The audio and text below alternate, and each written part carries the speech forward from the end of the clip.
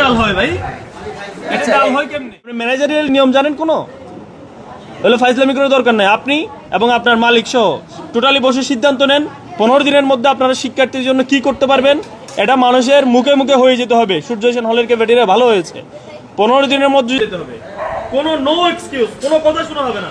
এবং 42 বছর ধরে থাকার খেসারত তোমাদের দিতে হবে। তোমরা ভাড়া পর্যন্ত দাও না মিয়া, ফাইজলামি করো। তোমার কিন্তু বেচা কিনেই নাই, তুমি ভাড়া দিবে কেমনে? স্টুডেন্ট না আসলে তোমার বিক্রি হয় কিভাবে? তুমি খালি এখানে কতগুলো আইটেম লিখে রাখছো, এগুলো তোমার নাই। যে ভুলের কিছুটি 3 বার লিখছে, দেখো তুমি ভুলের কিছুটি 3 বার লিখছে, এটা তো একবার লিখে কথা। তুমি ভুলের 3 বার লিখছো কি জন্য? এটা মানে এটা ঠিক আছে, এটা বড় করে আর কি। এখানে 3-4টা আইটেম কিছুই নেই। বড় করতেছে আর কি। হ্যাঁ, আর আপনার যে অপরিষ্কার না ওটা ঠিক আছে, ওটা তো ঠিক না হয়। আমরা তো দুই বার আসবো। আলু ভাজিতে আলোচনা আপনি না ওই স্টেপ নিয়ে আসেন, ওরা হলে ভালো টান চলছে সব ওর বলে দিলে নিয়ে আসেন।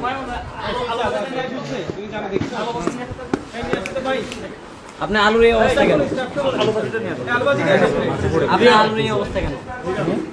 এই যে দেখো এইটা হয় ভাই, এটা ডাল হয় কেমনে? আলুর এই অবস্থা কেন? ভাই দাঁড়ান না, এই দেখেন আলুগুলো দেখেন না।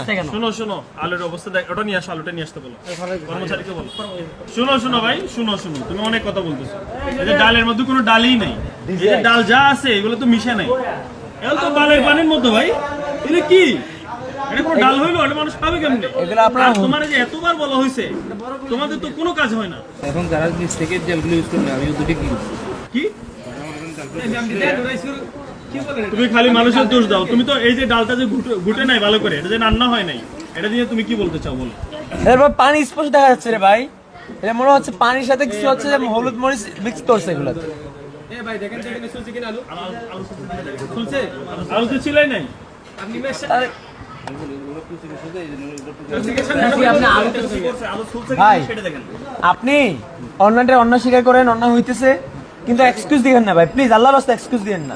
না ভাই শুনেন শুনেন, আপনার চেহারা দেখে আমাদের কোনো মার্সি আসবে না, কারণ আপনারা 42 বছর ধরে এই ক্যাফেটেরিয়া চালানোর পরে ন্যূনতম নট আ সিঙ্গেল চেঞ্জ আমরা দেখি নাই। তাহলে আপনাকে কেন রাখবো? আপনি 3টা কারণ বলেন কেন আপনার ক্যাফেটেরিয়া এবং আপনার মালিককে আমরা রাখবো। 3টা কারণ বলেন। আপনি একটু শিক্ষিত মানুষ, আপনি 3টা কারণ বলেন। আলটিমেটামের কথা বলি নাই, আপনি 3টা কারণ বলেন আপনাকে কেন রাখা দরকার, এখানে আপনার কেন প্রয়োজন বলেন। আপনি 3টা কারণ বলেন। আচ্ছা আমি বলি আপনাকে, এই ক্যাফেটেরিয়ায় কেউ কি এখন ফাও খায়, টাকা কম দেয়? তাহলে তাহলে আর কি?